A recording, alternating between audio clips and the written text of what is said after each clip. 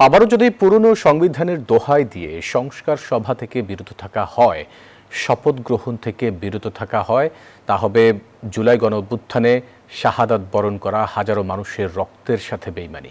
এমন মন্তব্য করেছেন জাতীয় নাগরিক পার্টির আহ্বায়ক নাহিদ ইসলাম। সোমবার সন্ধ্যায় খুলনা আউটার স্টেডিয়ামে এনসিপির ইফতার মাহফিলে প্রধান অতিথির বক্তব্যে তিনি এমন মন্তব্য করেন।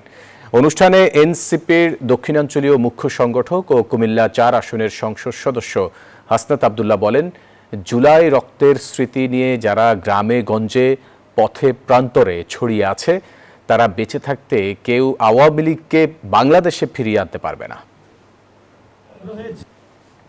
আবারও যদি পুরনো সংবিধানের দোহাই দিয়ে সংস্কার সভা থেকে বিরত থাকা হয়, শপথ গ্রহণ থেকে বিরত থাকা হয়, জুলাই গণঅভ্যুত্থানের শাহাদাতের সাথে হাজারো মানুষের রক্তের সাথে বেইমানি করা হবে।